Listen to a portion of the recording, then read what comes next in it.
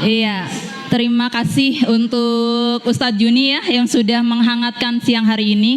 Teman-teman juga semuanya udah pada ready kayaknya, walaupun napasnya agak terengah-engah ya tadi. Saya main baru sebentar juga udah terengah-engah ini.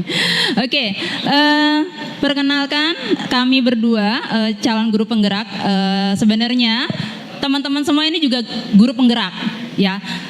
Kami di sini cuma perwakilan dari sekolah mengikuti programnya, tapi yang paling penting adalah sekolah ini bagaimana caranya guru ini semuanya bergerak, ikut bergerak bersama-sama.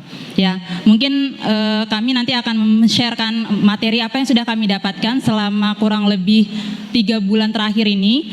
Ada 4 materi ya yang insya Allah sangat berkesan banget bagi kami dan makanya kami perlu men-sharekannya kepada teman-teman semua.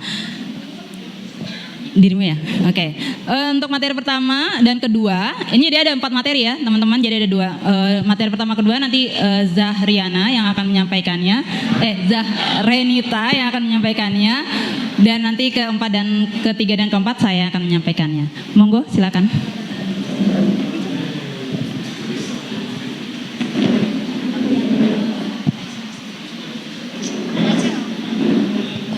Bismillah. Assalamualaikum warahmatullahi wabarakatuh. Ya, terima kasih Ustadz Ustazah. Ini izin berdiri ya. Tadi seperti yang telah disampaikan oleh Ustazah Aini bahwasanya guru penggerak ini adalah kita semua. Hanya saja yang diberi kesempatan untuk belajar terlebih dahulu adalah saya dan Ustazah Aini. Jadi sebelum kami mulai materinya, pokoknya kita samakan mindset bahwa kita semua adalah guru penggerak. Jadi nanti di sini kan kita menggunakan istilah guru penggerak semua ya. Jadi di sini bukan maksudnya adalah kami yang sedang mengikuti pembelajaran, tapi ya kita semua yang ada di sekolah, seperti itu. Nah, untuk yang akan saya jelaskan pertama itu adalah mengenai modul 1.1. Jadi kalau modul 1.1 itu intinya adalah filosofi pendidikan menurut Ki Hajar Dewantara.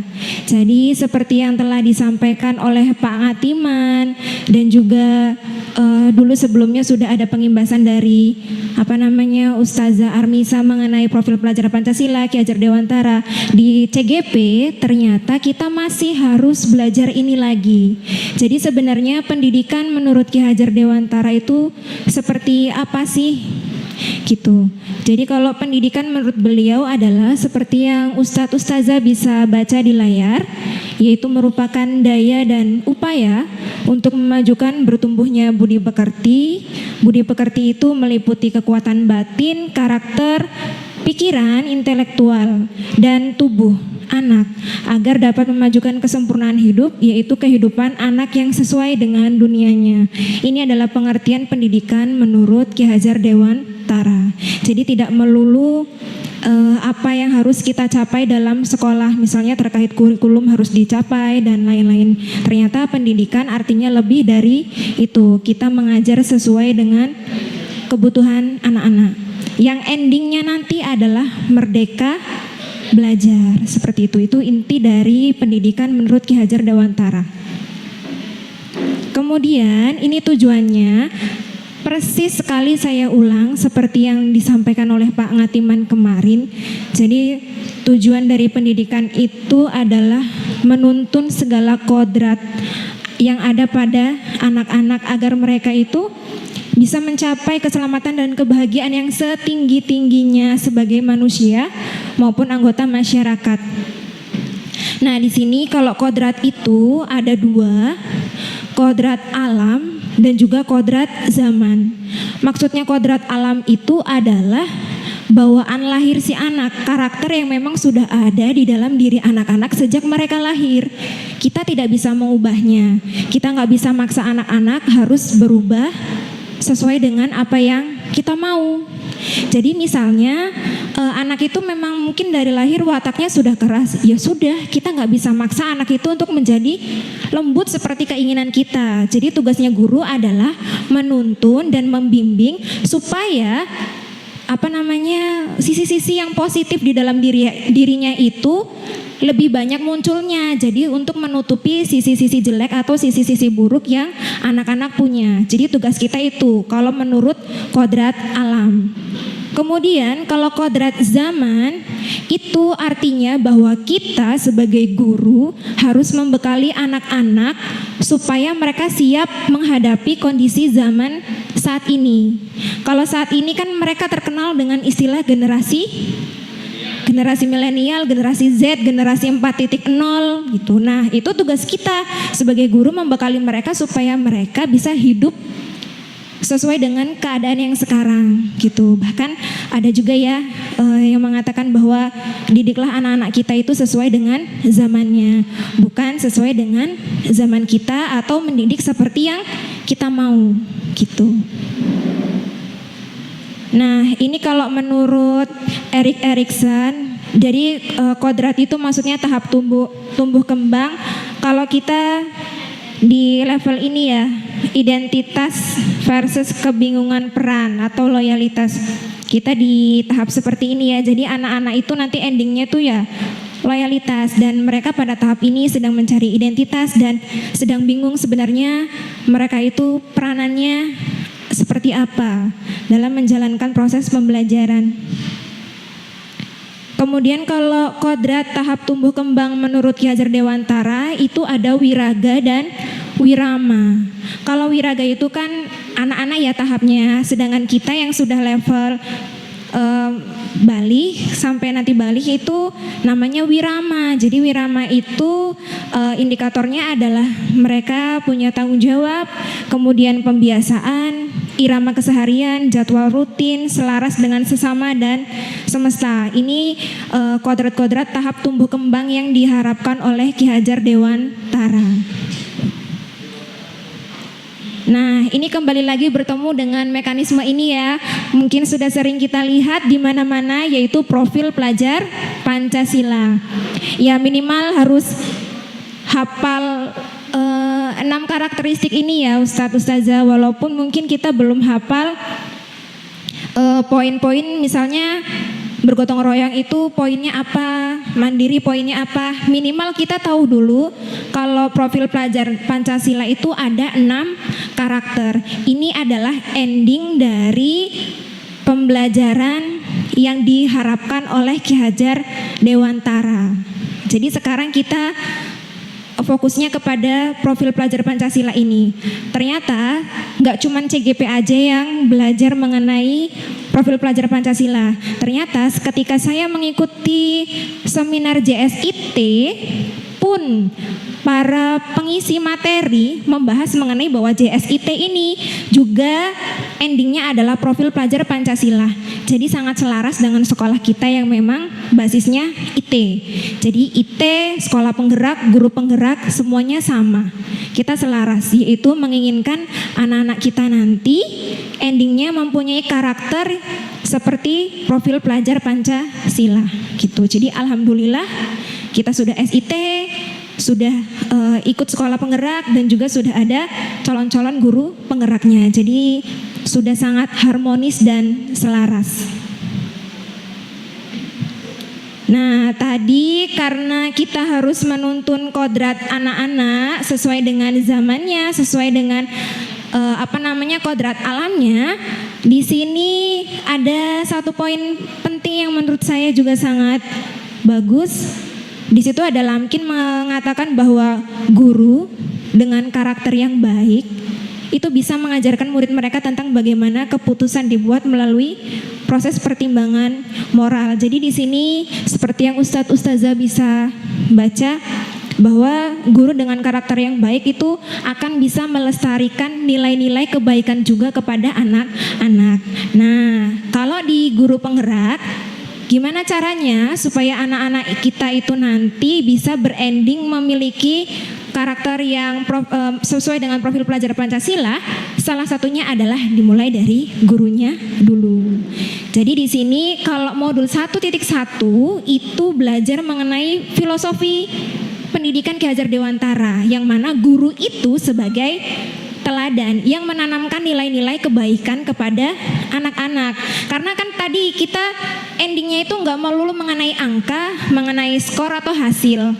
Ya, endingnya adalah kita memberikan pendidikan kepada anak-anak sesuai dengan kebutuhan mereka, sesuai dengan perkembangan zaman dan kodrat alam mereka.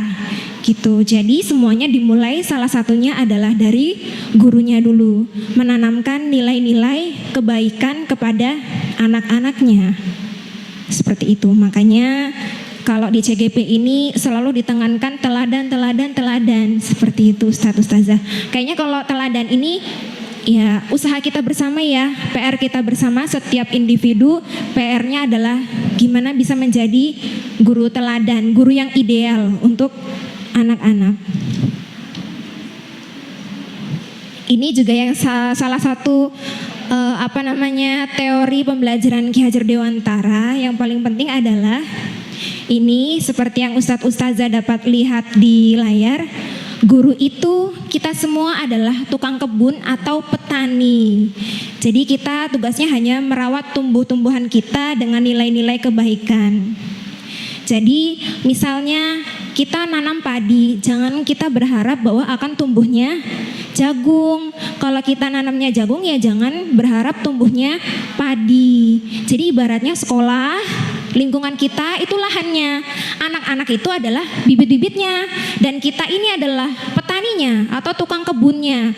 Kalau kita nanamnya padi, ya pasti akan tumbuhnya padi. Nah tugas kita supaya padinya itu super, padinya bagus, nggak kena hama dan lain-lain, yaitu tugas kita untuk menyayangi rumput, membasmi hamanya, kemudian ngasih pupuk yang bagus dan lain-lain. Jadi intinya kalau kepada anak-anak, kalau anak-anak kita adanya itu ya sudah seperti itu anak-anak kita. Tugas kita ya merawatnya, membimbingnya, mengarahkan, memberantas hama-hama yang sekiranya bisa mengganggu. Jangan pernah kita berharap anak-anak kita seperti ini nanti bisa seperti ini, ya nggak apa-apa, itu harapan, tapi jangan secara kodratnya, jangan berharap kalau kita nanam padi tumbuhnya jagung gitu. Itu yang perlu dipahami juga, dan ini nilai penting sesuai dengan pengajaran oleh Ki Hajar Dewantara. Karena mungkin masih banyak, atau saya pribadi kadang-kadang juga kalau misalnya ngajarin ke anak-anak saya pengen yang lebih gitu, padahal saya juga nggak bisa memaksakan kehendak saya. Kalau anak saya bisanya A ya sudah A gitu, sesuai dengan kemampuan mereka. Jadi nggak bisa maksa lagi kita. Ini kalau menurut Ki Hajar Dewantara, tugasnya adalah mengarahkan saja, nggak usah berharap nanam jagung tumbuhnya padi. Oke, itu tadi modul 1.1 tentang filosofi pendidikan menurut KHD. Sedikit karena kemarin sudah dijelaskan banyak juga oleh pengawas manajerial kita. Kemudian modul 1.2 yang akan saya paparkan itu adalah mengenai nilai-nilai dan peran guru penggerak. Ustadz Ustazah dapat lihat di situ ada lingkaran ya, ada nilai dan juga peran. Kira-kira kalau nilainya apa saja? Nilai seorang guru penggerak. Nilainya apa saja? Ya, nilainya apa saja? Yang lingkaran mana kalau nilai? Yang di dalam ya? Mandiri, reflektif, ya kolaboratif, inovatif, dan ya berpihak pada murid. Kalau perannya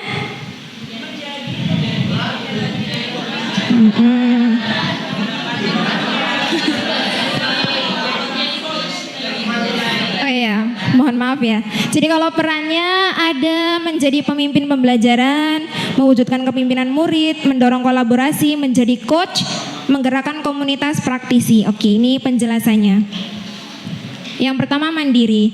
Jadi intinya kalau mandiri itu segala sesuatunya itu terdorong oleh keinginan sendiri tanpa ada paksaan atau harus nunggu disuruh dulu. Misalnya kita ada kegiatan mungkin seminar yang bisa membantu kita untuk meningkatkan kualitas diri ya. Dadak disuruh dulu, misalnya Pak Wahono dadak WA dulu, Ustazah ikut ini.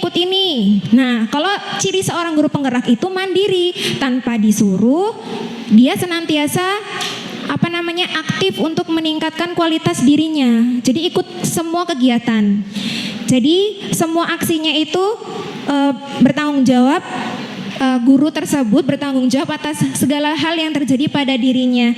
Jadi dia selalu melakukan perubahan, memulai sesuatu dan mengerjakan sesuatu terkait dengan perubahan apa yang diinginkan dia untuk terjadi di sekolah itu.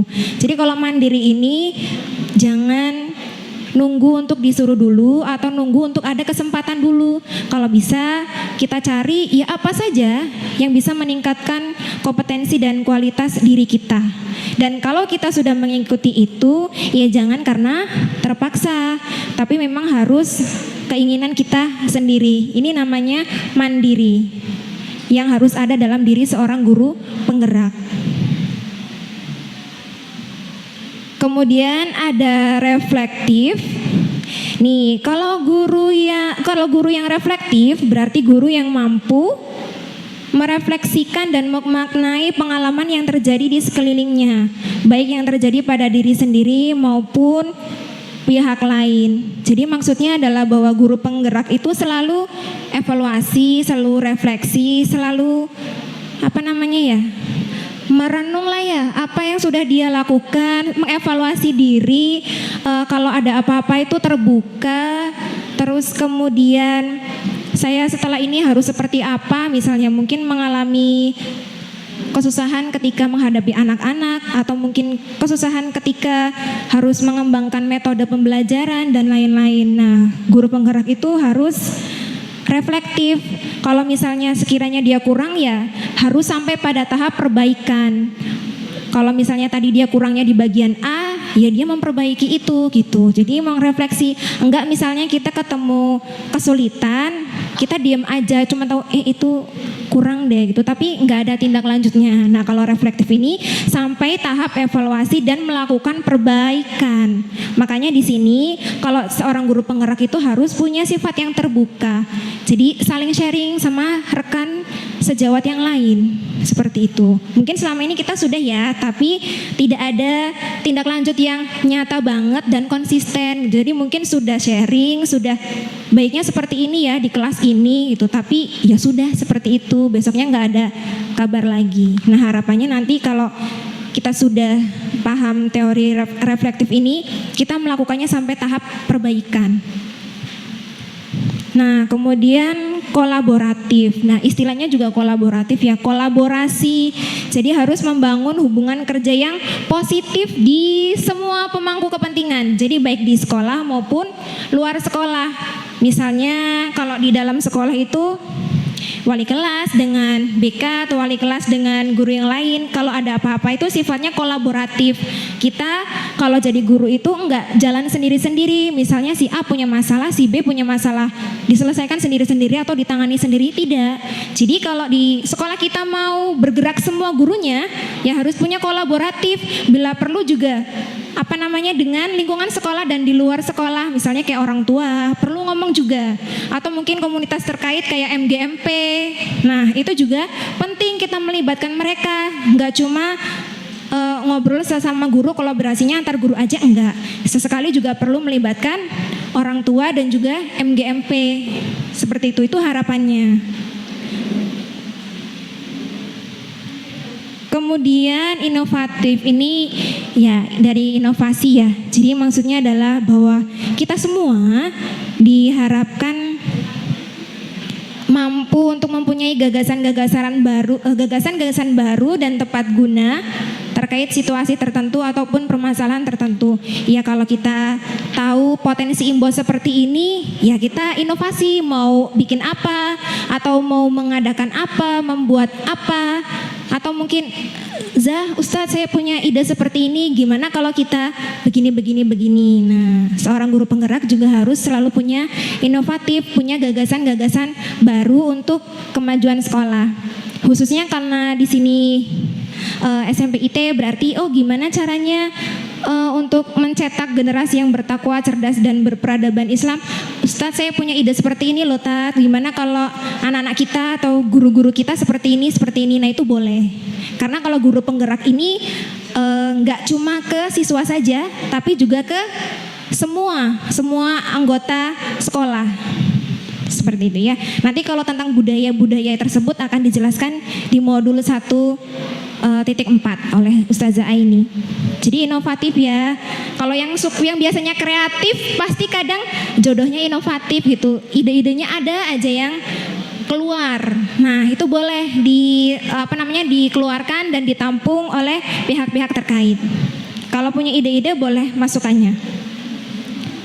Ini ending yang terakhir, berpihak pada murid. Jadi seorang guru penggerak kita harus berpihak pada murid. Bahkan kalau di CGP itu namanya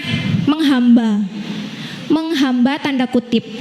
Jadi istilahnya adalah kita semuanya itu ya apa-apa murid, jangan untuk kebutuhan kita seperti yang tadi di awal saya katakan, kita selalu harus berpihak kepada murid, mengutamakan kepentingan perkembangan murid sebagai acuan utama. Gitu. Jadi setiap belajar itu murid yang lebih didahulukan, bukan diri kita sendiri. Ya, itu ending seperti kurikulum paradigma kemarin juga sama ya. Semua endingnya adalah demi berpihak kepada murid, berpusat kepada murid. K13 juga sama. Ternyata di CGP juga sama saja. Endingnya adalah kita sebagai guru harus senantiasa berpihak pada murid. Kepentingan murid itu yang nomor 1. Itu adalah nilai-nilai guru penggerak yang harus kita miliki. Apa saja tadi yang pertama Ustazah? Mandiri, reflektif,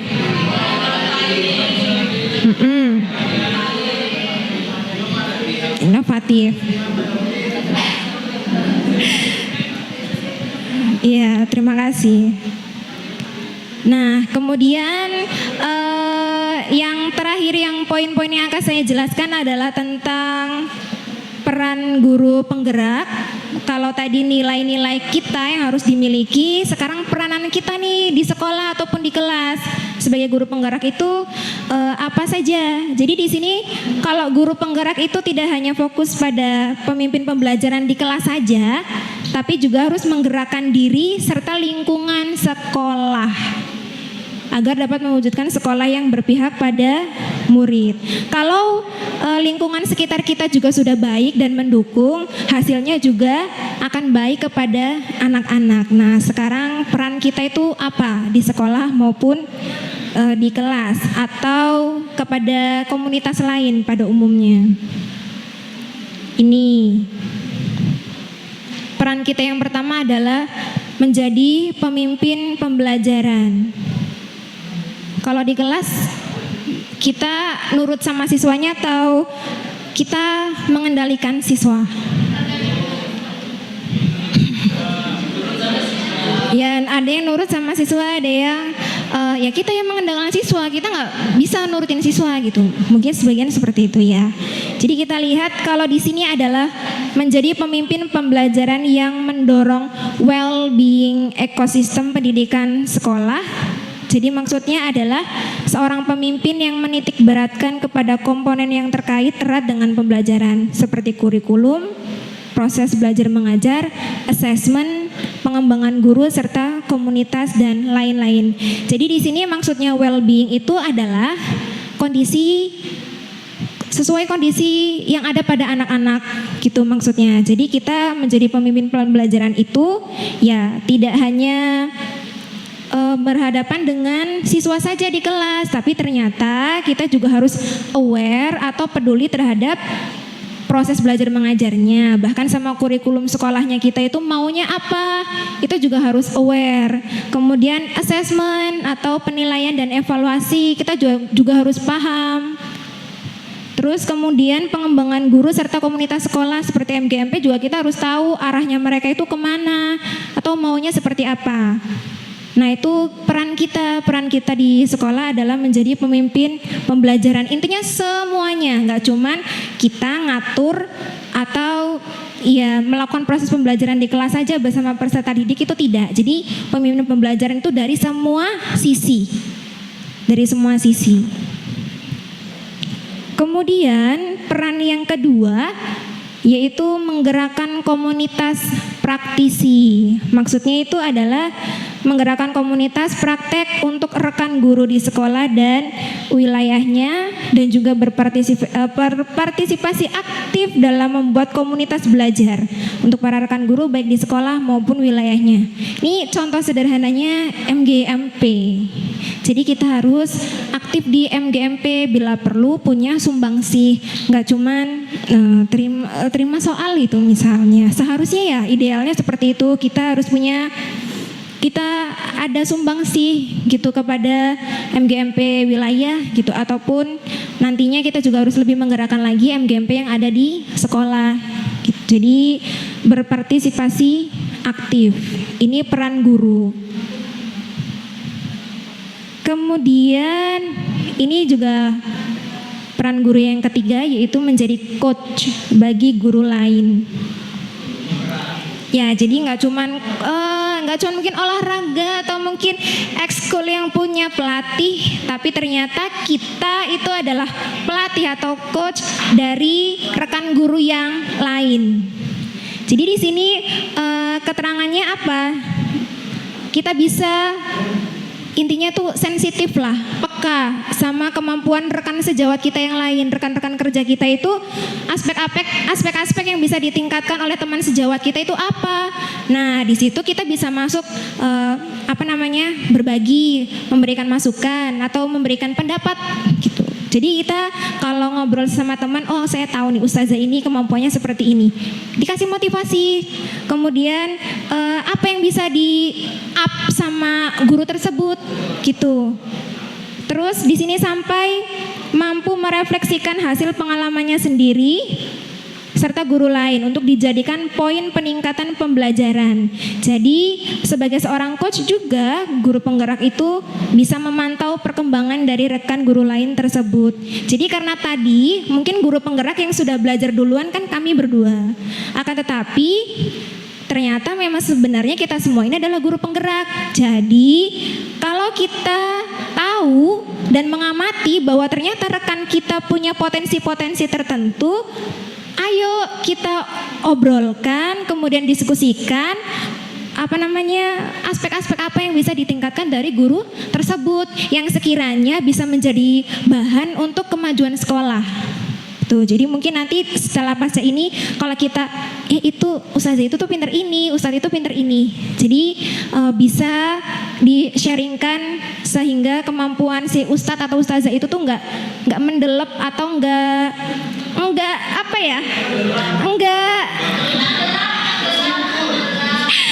hilang gitu loh, nggak tertutup sama yang lain. Bisa jadi kan ustadz atau ustazah ini ternyata kemampuannya bagus ya, tapi karena kurang perhatian, akhirnya kemampuannya tuh nggak terlihat, gitu ya, tertutup, gitu ya ustazah. Ini menjadi coach bagi guru lain. Mendorong kolaborasi antar guru. Jadi ini mirip dengan yang nilai guru penggerak kolaboratif tadi. Jadi kalau mendorong kolaborasi antar guru itu membuka ruang diskusi positif dan kolaborasi antara guru dan pemangku kepentingan di dalam dan di luar sekolah untuk meningkatkan kualitas pembelajaran. Nah, lagi-lagi kita harus open minded, maksudnya harus terima, harus terbuka, nggak boleh nggak boleh ya, bukan tertutup, maksudnya tuh nggak boleh mohon maaf maksudnya kasarnya nggak boleh egois gitu. Jadi kita harus terbuka, harus melakukan diskusi yang positif gitu, karena kan ya mohon maaf kalau namanya rekan guru kan satu dan yang lain berbeda. Jadi mulai sekarang karena kita sama-sama guru penggerak ya ayo jangan egois gitu. Maksudnya kita harus diskusi dan berkolaborasi. Intinya adalah demi memajukan sekolah kita yang endingnya anak-anak kita nanti merdeka belajarnya dan juga punya karakter-karakter profil pelajar Pancasila. Seperti itu, mohon maaf ya. Terus mewujudkan kepemimpinan murid. Nah, ini mungkin ada yang lebih jago kalau menjelaskan mewujudkan kepemimpinan murid ya.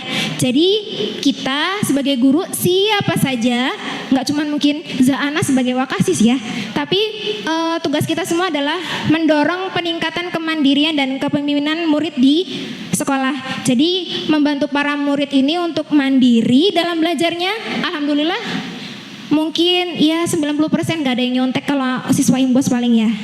Sudah mandiri, mampu memunculkan motivasi murid untuk belajar. Nah ini kita tugasnya ini PR banget, apalagi saya. Memunculkan motivasi murid untuk belajar itu juga peran kita banget. Dan juga mendidik karakter murid di sekolah. Ya intinya tuh ya kalau CGP, kurikulum apapun ya intinya harus karakter dan karakter baik, itu karakter siswa ataupun karakter gurunya. Nah ini slide terakhir saya Ustazah. Jadi di ending modul 1.1 tentang filosofi Ki Hajar, pendidikan menurut Ki Hajar Dewantara, dan juga 1.2 mengenai nilai dan peran guru penggerak. Ini pesan saya adalah bahwa kita semua guru penggerak itu adalah harapannya orang-orang, atau bukan guru lagi ya, tapi bahasanya manusia. Jadi manusia itu yang hatinya tergerak untuk melakukan kebaikan. Bergerak, ya kita ada action, kemudian kita juga menggerakkan orang lain. Bahkan istilahnya kalau di dalam Islam sendiri, kita itu nggak boleh soleh sendiri, nggak boleh soleha sendiri. Jadi memang harus ya kitanya tergerak, kitanya juga bergerak, menggerakkan orang lain juga. Ini adalah kunci penting seorang guru penggerak. Tergerak, bergerak, dan menggerakkan manusia yang lain. Terima kasih. Assalamualaikum warahmatullahi wabarakatuh. Ya, akan dilanjutkan tentang visi guru penggerak dan juga budaya positif di sekolah oleh Ustazah Ain.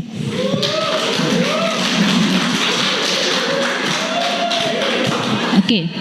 Ya, tadi statement Zahrenita yang terakhir adalah kita semua guru penggerak itu punya nilai tergerak, ya kan, bergerak dan menggerakkan. Artinya saya manggil teman-teman aja di sini karena kita sama-sama guru penggerak. Ya, jadi artinya teman-teman di sini itu punya, saya yakin dari kelima nilai, kelima peran yang tadi sudah disampaikan oleh Zahrenita, kita semua sudah punya, ya enggak? Ya enggak? Iya, sudah bisa memimpin kelas, ya kan? Sudah bisa berkolaborasi dengan guru-guru yang lain gitu kan. Bahkan kan seringnya kita sharing ya satu sama lain gitu, ngomongin tentang kelas kita gitu ya, gibah gitu. Tapi gibahnya gibah yang positif ya. Artinya ini ada kesusahan di mana, tapi saling bantu. Nah, itu kolaboratif ya. Nah, selanjutnya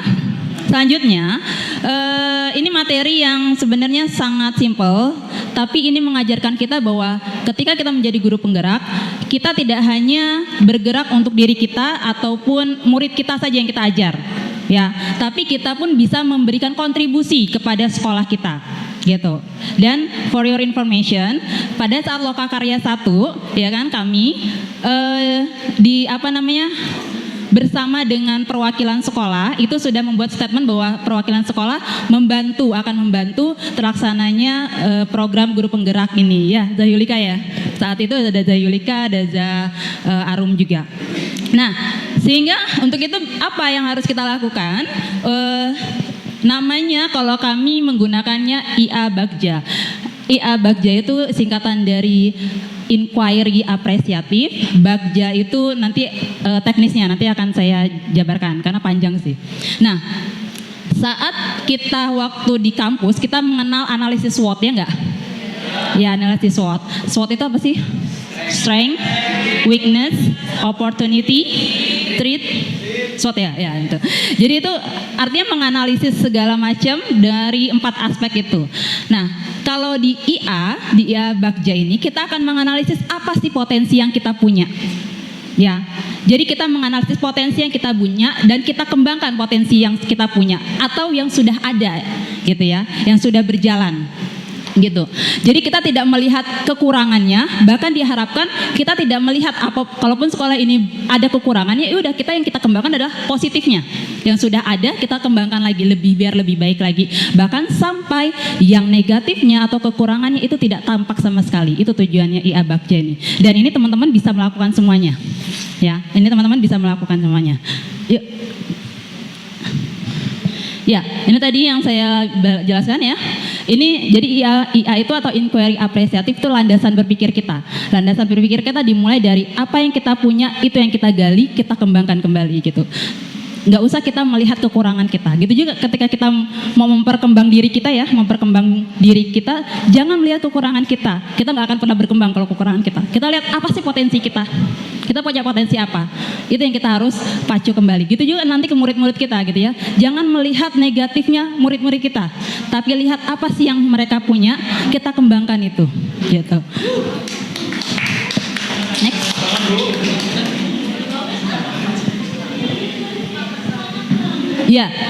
Ya, jadi nanti akan muncul dari inquiry apresiatif ini, kita akan muncul kokorelasi gitu, kokorelasi antara satu guru dengan guru yang lain ya kan, kita akan saling berkorelasi untuk mensukseskan masa depan bersama. Pastinya untuk mensukseskan murid kita, tadi ya kalau murid kita sudah well-being, artinya well-being itu apa sih? Bahagia. Murid udah bahagia, gurunya juga akan tenang, ya kan, sekolahnya akan nyaman. Itu tujuannya ke depannya seperti itu gitu. Sekolahnya nyaman, guru tenang, murid bahagia. Itu. Makanya Merdeka Belajar itu tujuannya adalah muridnya bahagia ketika belajar. Nah, ini tadi ya. Jadi Bagja kalau SWOT itu strength, weakness, opportunity dan threat, dan kalau Bagja ini bahasa Indonesia. Sebenarnya ada versi bahasa Inggrisnya, define, discover, dream, design, dan deliver. Tapi kita pakai bahasa Indonesianya. Kita menganalisinya menggunakan pertanyaan. Ingat, kalau inquiry kan pertanyaan-pertanyaan ya. Inquiry terbimbing, berarti kan kita bimbingnya pakai pertanyaan semuanya. Nah, begitu juga dalam Bagja.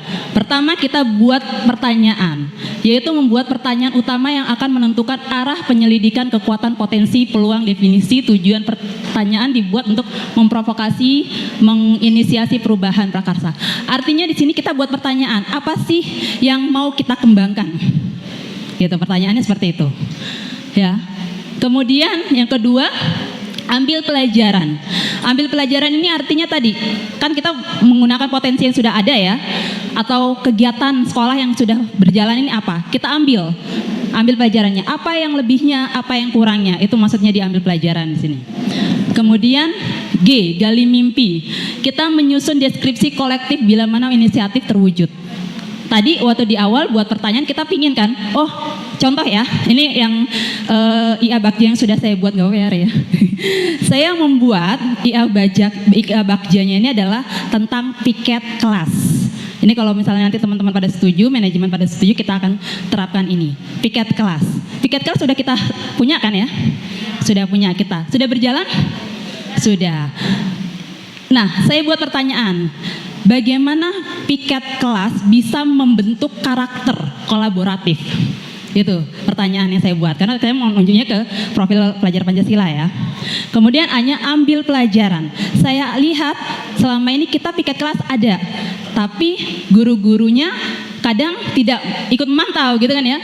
Bagaimana guru-gurunya bisa tahu karakter murid-muridnya ketika dia berpiket, bagaimana kolaboratifnya gitu. Itu yang saya ambil. Maka ambil pelajaran itu yang menjadi weakness-nya yang akan dikembangkan nantinya. Kemudian gali mimpi.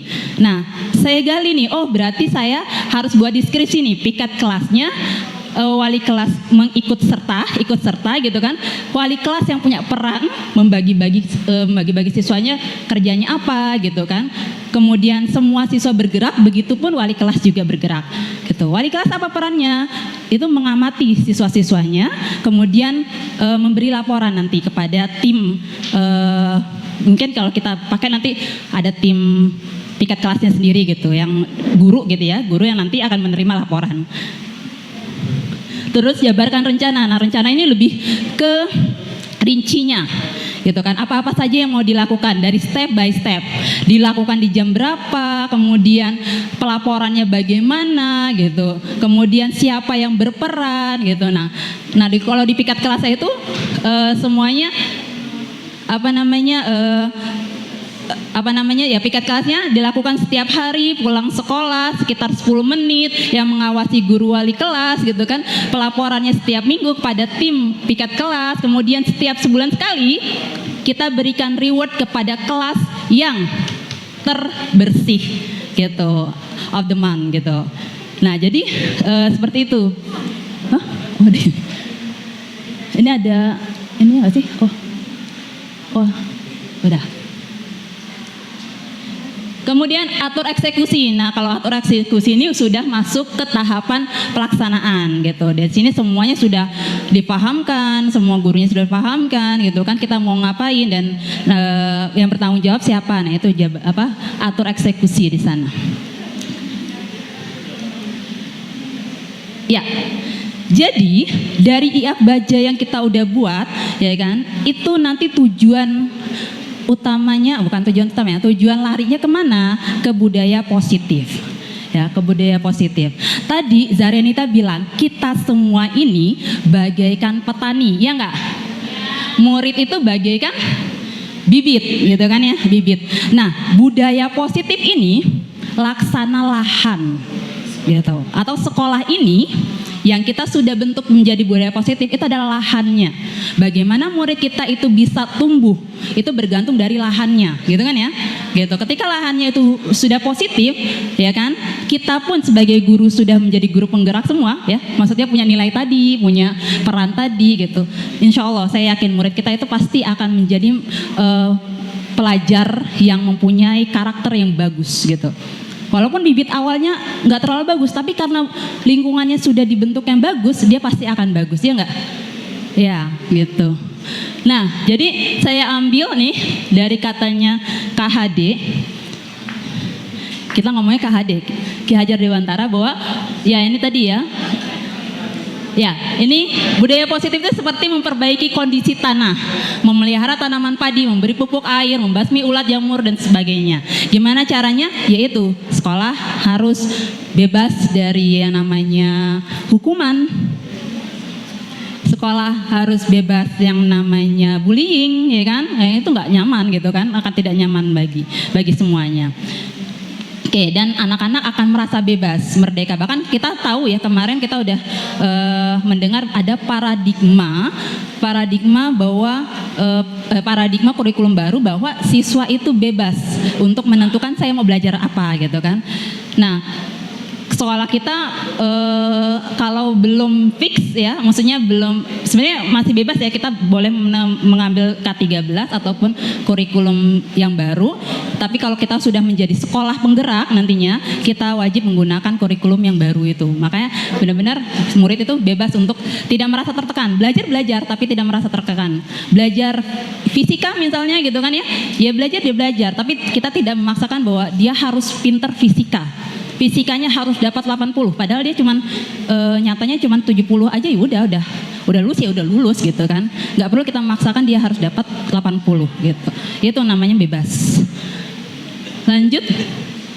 Nah, kadang ada nggak yang punya berpikiran sama budaya positif itu dimulai dari disiplin? Ya. Disiplin apa artinya? Itu ada.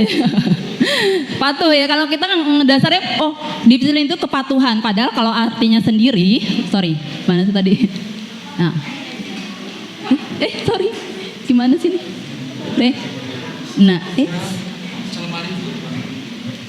Nah, disiplin sendiri artinya belajar, ya, belajar. Berarti kita itu memberikan disiplin kepada siswa, memberikan pembelajaran sebenarnya artinya. Nah, ini yang sering kita salah kaprah ya. Sesuatu, kata disiplin itu sesuatu yang dilakukan seorang pada orang lain untuk mendapatkan kepatuhan. Jadi ini yang sering kita lakukan tanpa kita sadari bahwa kamu nggak boleh kayak gitu, kamu nggak boleh kayak gini. Itu kita akan mendorong siswa kita itu patuh. Tapi patuhnya berdasarkan kita. Iya, bukan diri sendiri, ya enggak? Kelanjutannya bagaimana? Nanti ada yang berulah lagi, kita ngomong kayak gitu lagi, berulah lagi gitu lagi, dan nggak akan selesai. Ini pengalaman sih sebenarnya. Maksudnya saya pernah menerapkan konsekuensi, ya, respon stimulus konsekuensi, jatuhnya gitu sama juga. Hukuman sebenarnya gini, ada hukuman, ada konsekuensi, dan ada kesadaran gitu.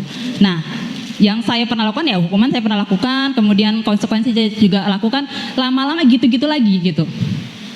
Ujung-ujungnya guru kita akan capek gitu, mau mendisiplinkan siswa tapi buat peraturan lagi. Siswa satu kesalahannya sama dengan siswa dua, tapi ada perbedaannya, kita buat lagi. Ujung-ujungnya kita yang jadi pengeksekutor gitu namanya ya. Dari dirinya siswa itu tidak ada gitu. Atau siswa itu menjalankan disiplin bisa karena ketakutan gitu kan, ketakutan karena kita gitu kan. Wah, Zaini nih masuk kelas gitu. harus masuk gitu, nggak boleh telat gitu kan, gitu. Atau siswa itu patuh gitu kan ya, karena kita sering ngasih iming-iming penghargaan, gitu.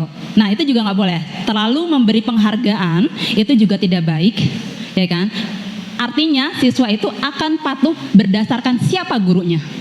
Nah itu nggak baik gitu. Nanti guru yang lain, nggak maulah orang guru itu nggak ngasih kita apa-apa gitu kan, gitu. Mending sama Zaini aja deh, Zaini ngasih permen gitu misalnya. Nah itu, jadi stigma itu yang akan muncul ketika kita memberi kepatuhan tapi berdasarkan faktor eksternal kalau namanya. Ya, motivasi eksternal. Dan yang kita harapkan adalah siswa itu muncul motivasi internalnya. Gimana sih? Nih, motivasi internalnya, sehingga dia ketika mau melakukan sesuatu, siswa atau berperilaku apapun, siswa akan berpikir saya akan menjadi orang seperti apa bila saya melakukan itu. Saya akan menjadi orang seperti apa kalau misalnya saya tidak mengerjakan pekerjaan PR gitu misalnya. Gitu kan. Nah jadi itu yang diharapkan siswa itu udah ada dari dirinya sendiri, sehingga guru itu nggak akan capek-capek gitu ya, kamu nggak ngerjain PR, kamu apa gitu kan, kita ngasih konsekuensi apa. Nah kayak gitu kan lama-lama akan capek terus ya gitu. Nah kita ingin mengarahkan ke siswa itu untuk sadar. Memang sih nggak mudah ya untuk membuat orang itu sadar. Benar. Nah ini ya artinya kelewat lagi. Belum Re. Nah artinya merdeka, artinya merdeka itu tidak lepas dari perintah, tidak hanya lepas dari perintah, tetapi juga cakap buat memerintah diri sendiri. Nah ini tujuan kita ya. Disiplin yang akan kita terapkan ke siswa adalah siswa itu sudah bisa cakap untuk memerintah dirinya sendiri. Gitu. Saya nggak kerjain tugas, berarti saya tahu konsekuensinya untuk diri saya gitu kan, ruginya di diri saya, maka saya harus bagaimana supaya saya nggak merasakan itu gitu. Seperti itu tujuannya. Nah untuk itu nih yang sering ini pengalaman lagi ya, pengalaman saya juga, yang kadang sering kita lupakan, setiap perilaku dari siswa itu berdasarkan kebutuhannya. Ini saya mengambil bahasa teman-teman BK gitu. Mungkin teman-teman BK ada sering ya mendapatkan ini, bahwa setiap manusia, bahkan diri kita sendiri ya, itu punya kebutuhan dasarnya. Ya, cinta kasih. Ada yang butuh?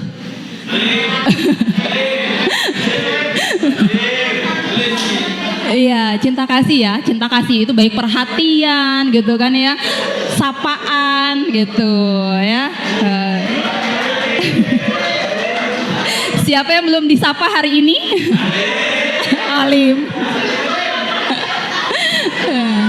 Dia butuh cinta kasih itu.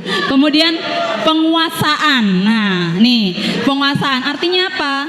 Ada murid kita yang sudah bisa nih gitu kan, sudah bisa gitu. Tapi kalau kita tidak berikan ruang untuk dia untuk berkembang gitu kan, dengan kebisaan dia akan merasa kekurangan kebutuhan kepenguasaan ini. Nah, terus ada kesenangan, kebebasan. Kesenangan itu berarti senang ya, senang bawaannya. Kebebasan dan survival. Survival itu yang pentingnya. Survival itu kayak makan, bertahan hidup gitu kan, survival tuh.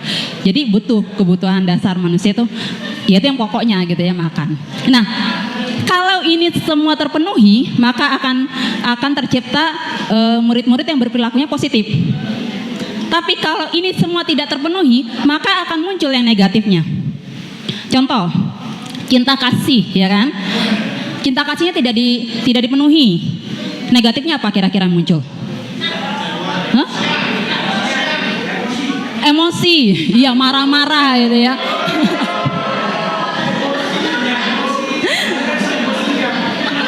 Emosian, marah-marah gitu kan, sama orang cuek. Nah itu berarti dia sebenarnya butuh cinta kasih gitu. Ya.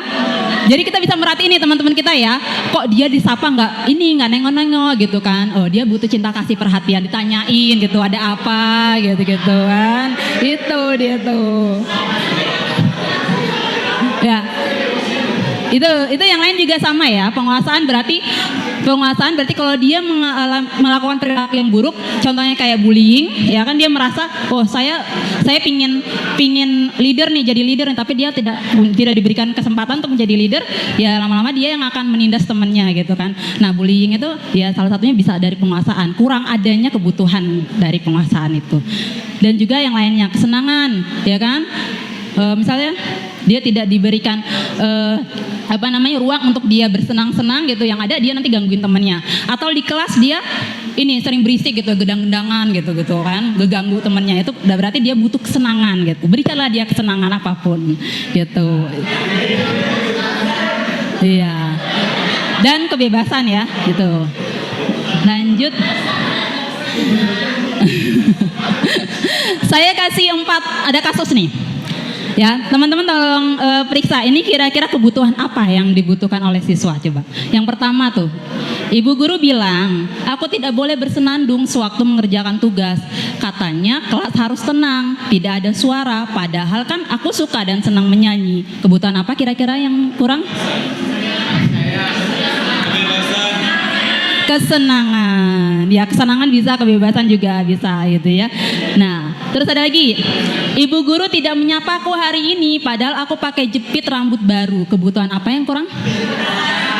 Cinta kasih. Yang ketiga, aku bosan, masa belajarnya cuma gitu-gitu aja, dengerin ibu guru aja. Kebutuhan apa yang kurang?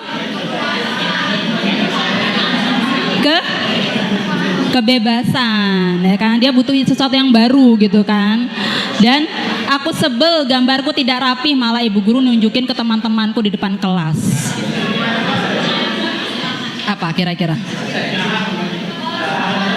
Hah?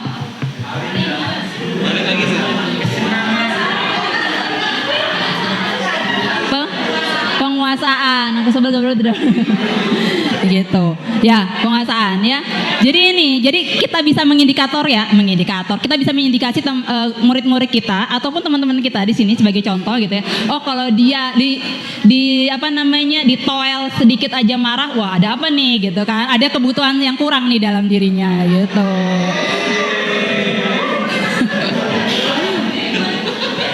Aduh, kurang jelas itu.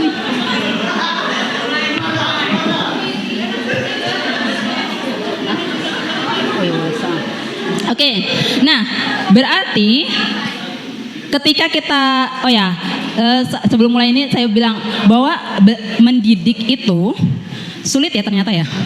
Kita harus belajar itu dari kebutuhan, kita harus kenal karakter siswa kita. Nah itulah seorang pendidik kita, ketika kita berhadapan dengan siswa kita harus kenal dulu karakter murid kita itu seperti apa.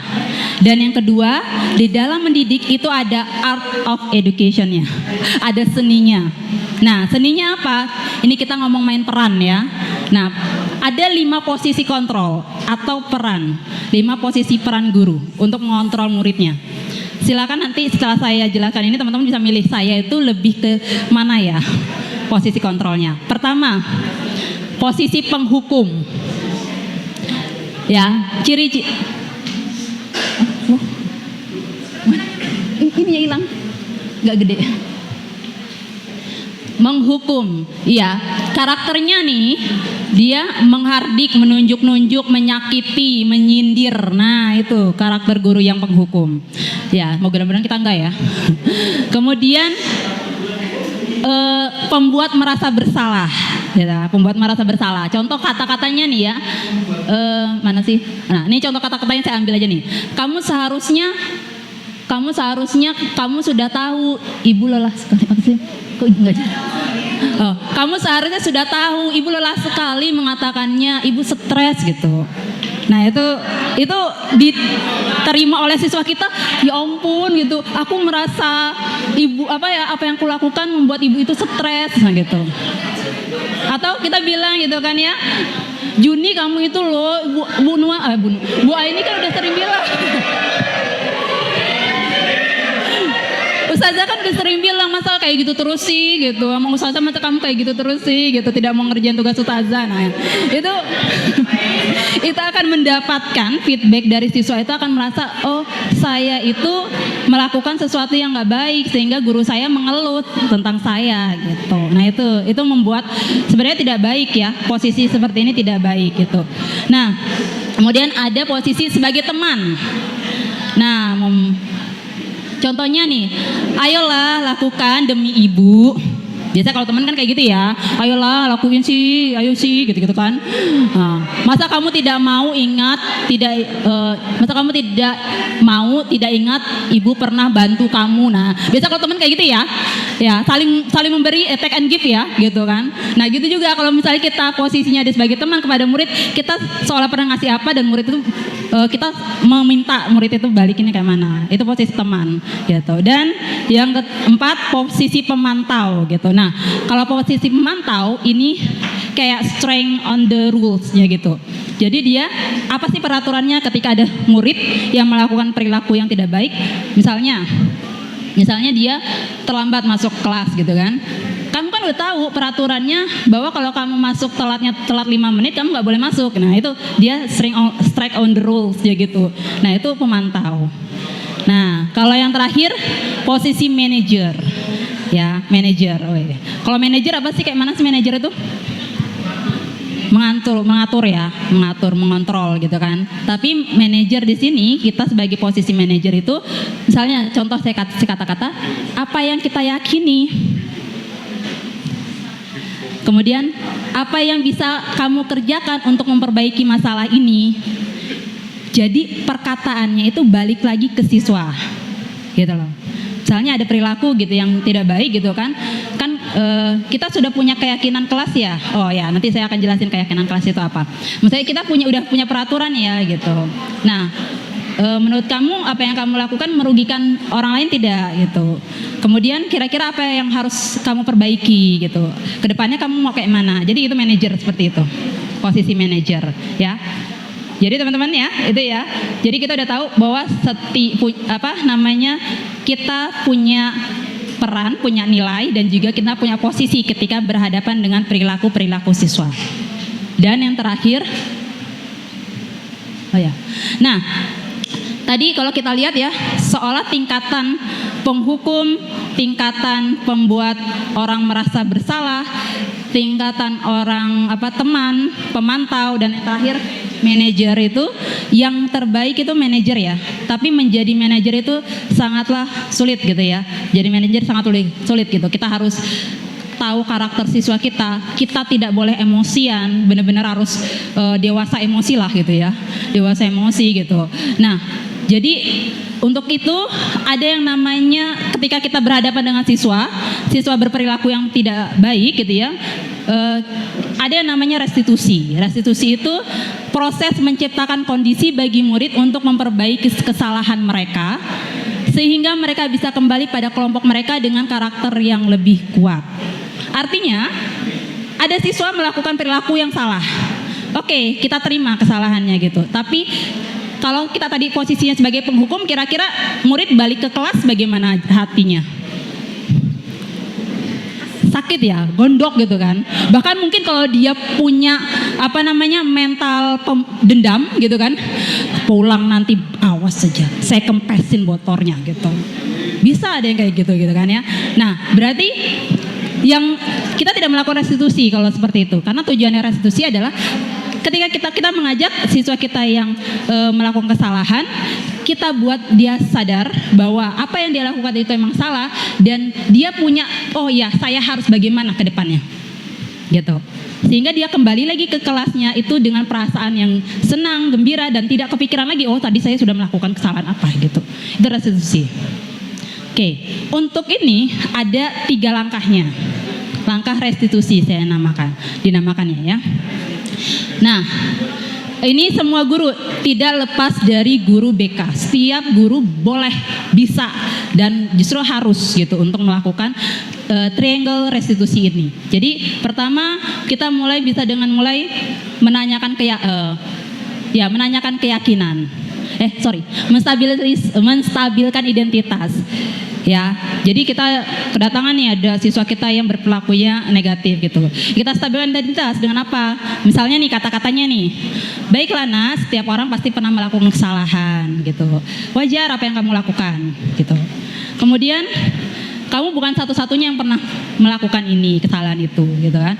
Nah itu kata-kata untuk menstabilkan identitas gitu ya.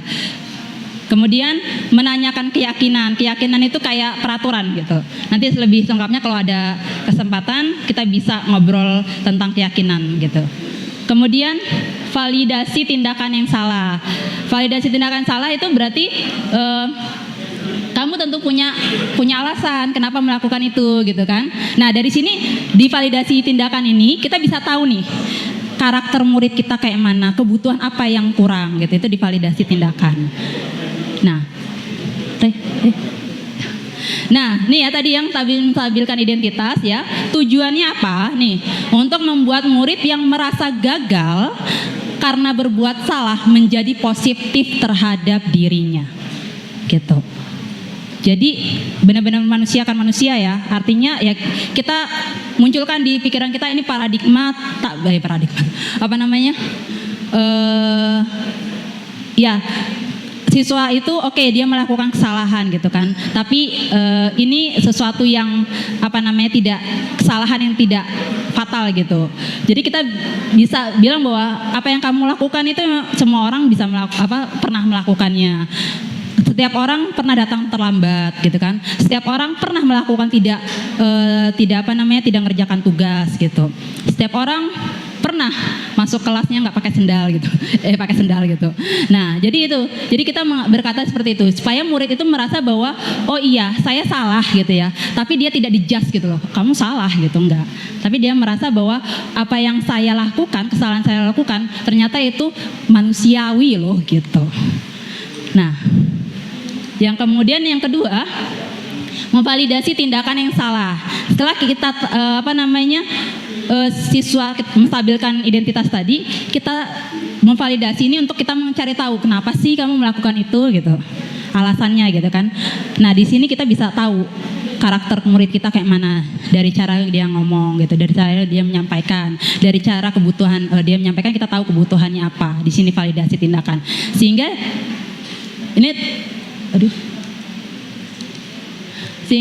ini tujuannya membantu murid mengenali basic need, kebutuhan yang ingin dipenuhinya ketika melakukan kesalahan itu.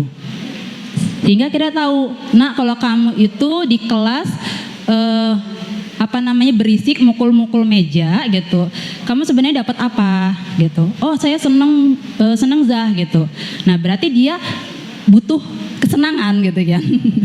Dia tuh kebutuhannya kesenangan. Berarti guru akan berpikir bagaimana caranya supaya anak ini dapat kesenangan tapi tidak mengganggu KBM di kelas, tidak mengganggu teman-temannya gitu kan. Bisa jadi dengan dia menjadi dia misalnya kesenangannya apa? Oh dia nyanyi di kelas. Ya udah kita kasihkan waktu 1 menit untuk dia nyanyi. Mau nggak kalau kamu nyanyi di depan kelas? Biasanya kalau anak-anak yang emang dasarnya pingin tampil gitu kan, ya udah gitu berikan aja gitu waktu dia untuk tampil gitu. Nah kemudian tuh ya tujuannya untuk kita tahu kebutuhannya tuh. Dan ini adalah menanyakan keyakinan.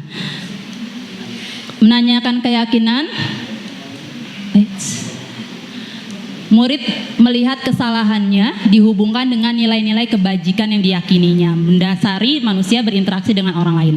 Artinya gini, setiap budaya, setiap sekolah dia punya keyakinan atau budaya positifnya masing-masing. Contohnya misalnya kalau kita dari visi itu kan ya terbentuknya generasi yang bertakwa, cerdas dan berhadapan.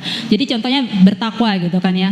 Nah, ketika ada kasus siswa itu, kalau kemarin saya kasusnya bikin skenario sama murid, ada yang datang sholat berjamaah terlambat gitu kan. Kita punya keyakinan itu kan, bahwa kita sholat berjamaah gitu kan, siswa sholat berjamaah. Nah, ketika tidak melakukan ya kita tanyakan gini gitu, kita kan punya keyakinan bahwa kita harus sholat berjamaah ya kan gitu.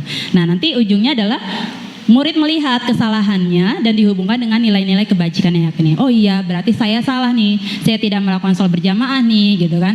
Berarti nanti ke depannya saya mau jadi sholat berjamaah deh. Kenapa? Karena budaya sekolah kami seperti itu, gitu. Saya salah satu anggota di sekolah itu, jadi saya harus menerapkan itu. Jadi larinya ke sana untuk menumbuhkan kesadaran berpikir siswa untuk mendisiplinkan diri sendiri. Gitu. Akan capek kalau misalnya kita guru mendisiplinkan murid kita terus-terusan. Oke. Dan yang terakhir, tadi saya udah ngasih bahwa guru itu harus punya di budaya positif ya, guru itu harus tahu kebutuhan siswa. Kemudian perannya guru tadi ya, posisinya gitu kan, ada 5. Nah, saya ingin ngajak teman-teman semua untuk menganalisis kasus ini. Kemudian ya, kasus ini silakan dibaca masing-masing. Kemudian nanti saya akan tanyakan apa sih posisi kontrolnya. Kemudian kebutuhan apa sih yang dibutuhkan oleh siswanya. Silakan dikasih waktu 1 menit untuk baca kasusnya.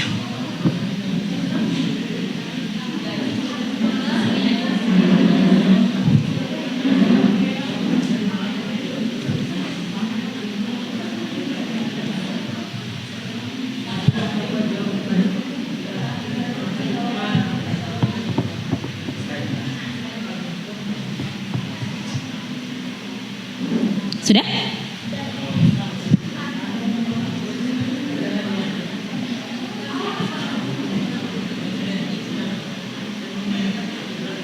Jadi ceritanya ada siswa namanya Fajar.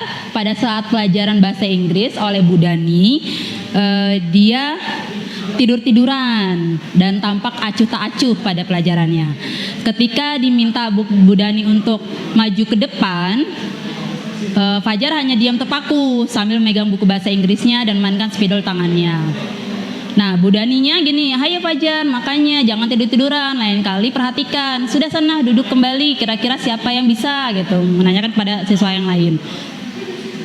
Kemudian Fajar balik ke bangkunya, kemudian balik lagi tidak memperhatikan dan acuh tak acuh gitu. Nah,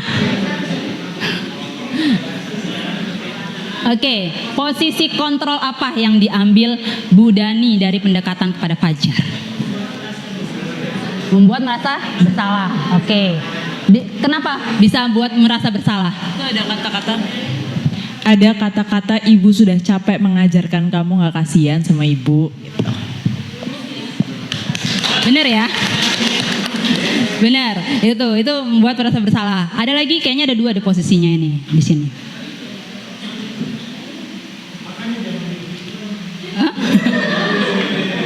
Makanya ini ya gitu ya. Yang terlihat banget ya itu ya, tadi membuat merasa bersalah gitu kan.